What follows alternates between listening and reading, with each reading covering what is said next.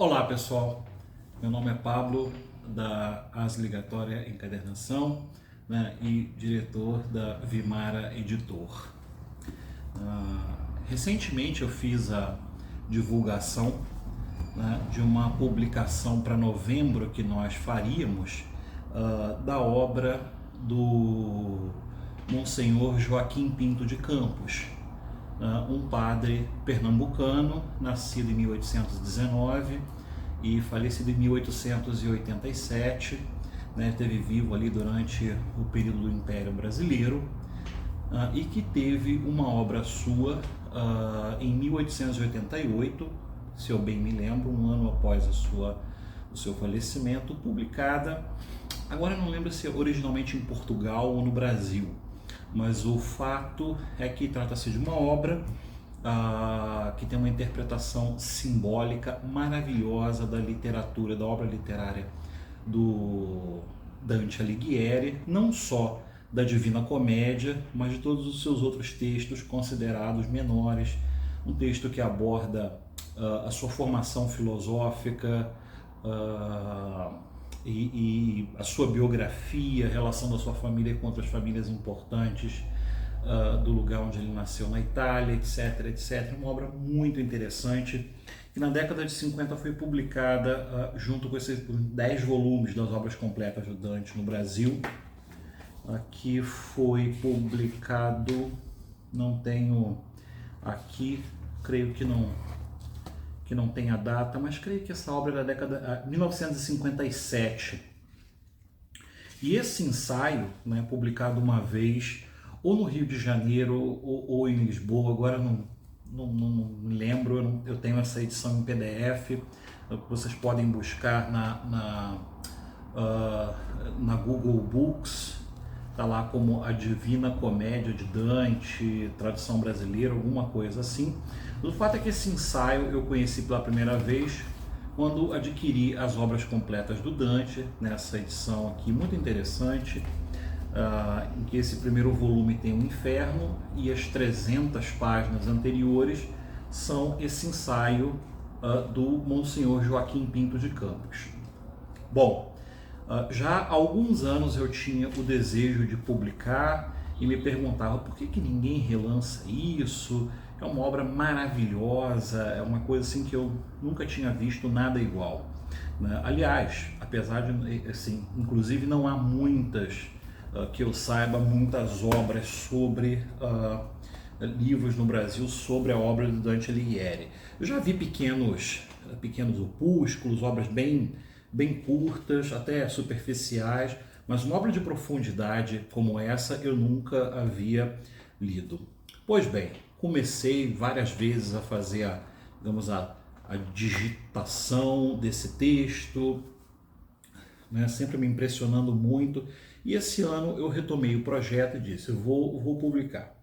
Então, quando eu estava fazendo, eu fiz a transcrição do texto inteira, né, foi um trabalho danado, né, que na editora eu faço tudo sozinho, né, é um empreendimento pessoal meu, não obstante eu trabalho com muito rigor, tanto quando traduzo um texto, ou quando faço a revisão de um livro, por exemplo, agora um livro maravilhoso intitulado Como Traduzir o Latim de Fuad Daoud, que será publicado nas próximas semanas, já foi para a gráfica, para impressão, com prefácio do meu queridíssimo amigo professor Luiz Fernando Pita Dias, professor de latim da UERJ, e eu sempre trabalho com muito rigor na revisão dos textos. E com no caso do livro do Joaquim Pinto de Campos não foi diferente. Acontece que quando eu havia já terminado de fazer uma revisão de português, né, e estava passando para fazer a revisão da grafia dos nomes citados pelo autor, pelo Pinto de Campos, que tem nomes aportuguesados, e ele cita obras de muitos autores italianos do século XIX e de séculos anteriores. Então, eu estava me debruçando sobre o trabalho de buscar esses livros, né, para poder checar a grafia dos nomes, as datas de publicação, o nome de cada editora, etc, etc, etc. De fato um trabalho extenuante. E estava buscando especificamente o livro de um autor chamado Giovanni Scortazini. Por curiosidade, eu comecei a olhar outras obras dele, vi que ele tinha outras obras sobre Dante Alighieri, baixei no Google Books ou Google Livros, para quem preferir, e me deparei, assim, olhei lá a folha de rosto para poder ver, né, os dados da edição, nome da editora, data de publicação, saber qual era a primeira edição, para poder atualizar todas essas referências bibliográficas na edição que eu estou preparando. E quando eu olho num desses livros, acho que eram 3 títulos desse Giovanni Andrea Scortazini, me deparo com o índice da obra e achei, assim, chocantemente semelhante ao índice da obra do padre. Bom, comecei a conferir o texto, os títulos dos capítulos. Bom, cheguei numa análise que levou menos de 10 minutos, cheguei à conclusão inelutável de que se tratava de uma fraude. Ou seja, esse livro, esse trabalho supostamente escrito pelo padre Pinto de Campos não era uma obra sua original, mas tão somente uma tradução que ele havia feito da obra do Giovanni Scortazini, cujo original havia sido publicado em 2 volumes. Então ele traduziu os 2 volumes, colocou o seu próprio nome. Desculpem aqui está rindo, mas é quase de nervosismo, porque eu achei uma coisa absurda, de fato absurda. Então eu disse, bom, o que eu faço? Eu não posso publicar essa obra com o nome desse, né, do padre. Eu, que sou católico, fiquei imensamente decepcionado, porque trata-se de uma fraude. E eu pensei, bom, mas eu quero muito publicar a obra pela sua qualidade, pelo seu significado. Então eu falei, bom, vou fazer o seguinte, vou colocar o nome do autor original, é o Giovanni Andrea Scortazini, né, e vou colocar uma nota, né, histórica mencionando essa tragédia da fraude. Né? Creio que tenha sido fraude. Há uma possibilidade de que a editora, à época, tenha publicado o livro em nome do padre, mas acho muito remota essa possibilidade. Lembremos que a primeira edição dela, pelo menos até onde eu sei, data de 1888 e o padre havia falecido um ano antes, em 1887. Então eu disse, bom, vou publicar com o nome do seu autor original. E esclareceu, né, essa situação lamentável. Bom, comecei então a tratar o livro não mais como uma obra original de um autor brasileiro, um autor pernambucano, mas como uma obra, né, de um autor italiano traduzida por um brasileiro, no caso, né? Aqui o nome do Joaquim Pinto de Campos passará a constar como tradutor em respeito à sua pessoa. Quero crer que foi ele quem traduziu a obra.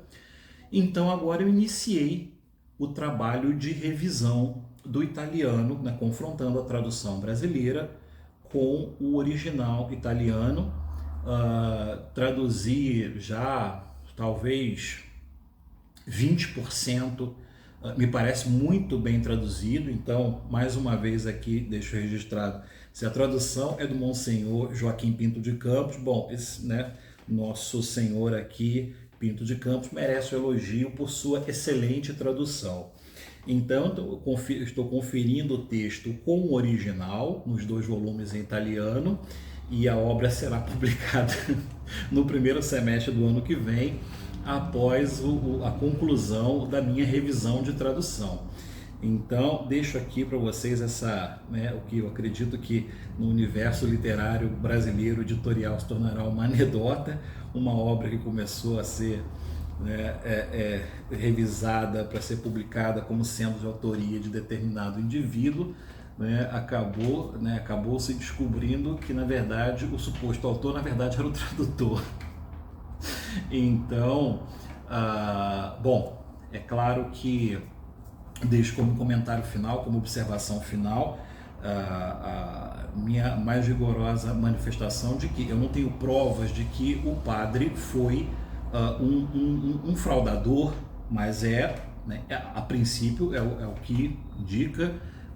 Inclusive deixo registrado aqui para eventuais descendentes do padre pernambucano, se souberem, né, algo a respeito dessa história, por favor comentem, e deixo claro aqui que não posso fazer uma acusação à memória do padre Pinto de Campos, mas em princípio é o que me parece. E se alguém de vocês, né, que acompanha nosso canal, acompanha nosso trabalho editorial, souber de alguma informação a esse respeito, por favor, deixe nos comentários aí, porque seria interessante rastrear essa história e entender de fato o que aconteceu. Se trata-se de fato de uma fraude deliberada por parte do padre, ou se de fato, por algum engano no Brasil ou em Portugal, essa obra que ele teria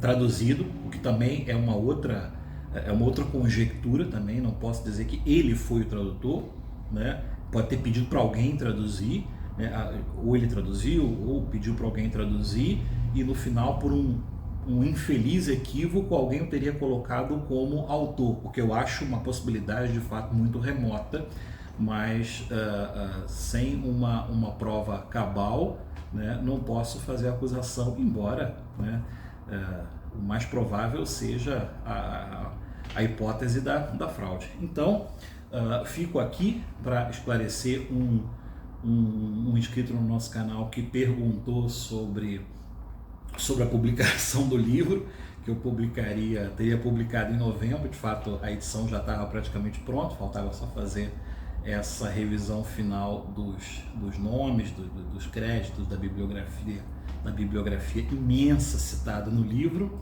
e nesse momento eu acabei descobrindo a fraude. Então é isso, pessoal, fiquem todos com Deus. Se tiverem alguma informação a respeito, conhecerem algum especialista em Dante Alighieri, comuniquem-me, eu adoraria saber mais sobre essa história. Então, fico por aqui e até a próxima, e o livro será publicado, creio eu, até o final de março agora de 2025. Até a próxima.